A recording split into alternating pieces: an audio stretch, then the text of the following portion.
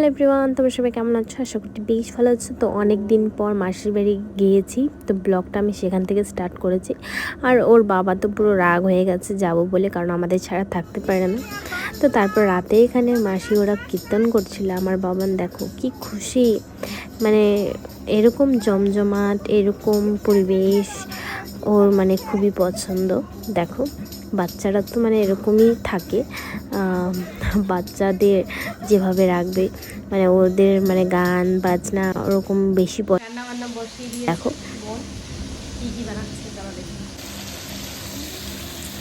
তো এদিকে রান্না বসিয়েছি বোন, চিকেন আর আলু ভাজা রাত্রিবেলা।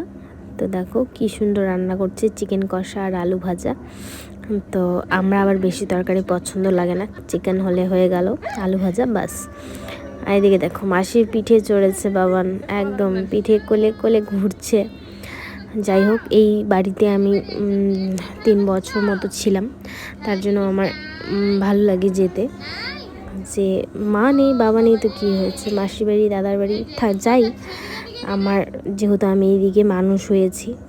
আর এখানে দেখো, তো তোমরা চুলা দেখেছো কখনো? চুলো, মাটির চুলা দেখো কারিগর আমার মাসি মাটির চুলো বানাচ্ছে, কি বড় চুলা দেখো। এই চুলায় হচ্ছে আমাদের রান্না হবে। আর এদিকে তনয় আমার মানে মাসির জায়ের ছেলের ছেলে এখানে খাচ্ছিল ডিম, বাবানকে ডিমের কুসুম দিয়েছে আর ওকে সাদা অংশটা। তারপর আমরা গেলাম একটু বেরু করতে, এখানে আমাদের মাসির বাড়ির পাশে। তারপর ওরা রাতে খাবে বলে বিরিয়ানি, তো আমি বললাম ঠিক আছে বিরিয়ানি করে খাওয়াবো, যেহেতু আমি এসেছি ওই বাড়ি তো সবসময় খাই। আর এখানে হচ্ছে বোনকে বললাম ঠিক আছে আমি তোকে রান্না করে খাওয়াবো বিরিয়ানি। তো দেখো চিকেন, এখানে আমাদের মাসির বাড়ি তো নিজের চিকেনের দোকান আছে, তো তার জন্য এই যে লেগ পিসগুলো এনেছিল 1.5 কিলোর মতো চিকেন। তো এখানে বোন হচ্ছে চিকেনটা কষাচ্ছিল, ম্যারিনেট করে রেখে দিয়েছে দই আর ভাতটা এখানে হয়ে গেছে। তো বিরিয়ানির রেসিপিতে তোমাদের সাথে আমি আগেই শেয়ার করেছি।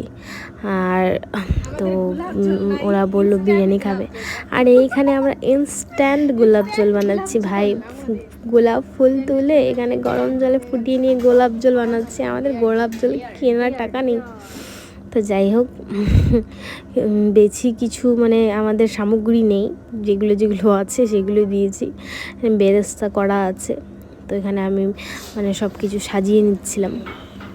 আর দেখো, আর আমরা তো মেয়ে মানুষ, তো আমাদেরও ইচ্ছা করে যে বাপের বাড়ি যাই, আনন্দ ফুর্তি করি সবাই মিলে, বোনরা মিলে, তাই না? মাঝে মাঝে কখনো যেতে ইচ্ছা হয়, কিন্তু আমার বর তো আবার আমাদের ছাড়া থাকতে পারে না, সেটা আগের থেকেই।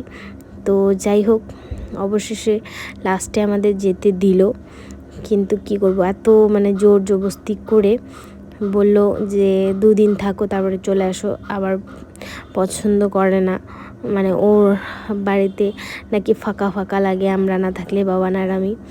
আগে থেকেও এরকমই, ও মানে বাড়িটা নাকি ফাঁকা হয়ে যায়। তো যাই হোক, এখানে আমি বিরিয়ানি লেয়ার করছিলাম। আর তোমাদের বরগুলোকে এরকম যেতে দেয় না, তো আমাদেরও তো মন হয় নাকি বাড়ি যাই, থাকি সবার সাথে। যে বাড়িতে আমরা ছিলাম সে বাড়িতে একটু টান থাকে না যাওয়ার।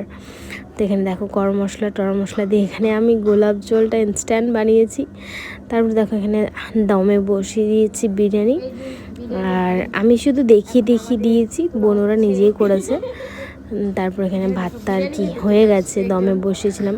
আমার বর এখানে রাতে আসছিল, তার বাবান হাই করছে। এখানে দেখো বিরিয়ানিটা মানে তুলছে, মানে এত সুন্দর স্মেল বেরোচ্ছে, এত ফ্লেভার, এত সুন্দর, কোনো ফুড কালার ছাড়াই কি সুন্দর কালার এসছে দেখো, কোনো উইদাউট ফুড কালার। আর দেখো ওরা সবাই খাচ্ছে, আমি বলছি রিভিউ দাও রে কেমন হয়েছে, বলে সবাই খালি ঠুসে যাচ্ছে। মানে সত্যি বিরিয়ানিটা এত সুন্দর হয়েছিল, মানে বাজারের থেকেও সুন্দর। তো চলো আজকের মতো এতটাই।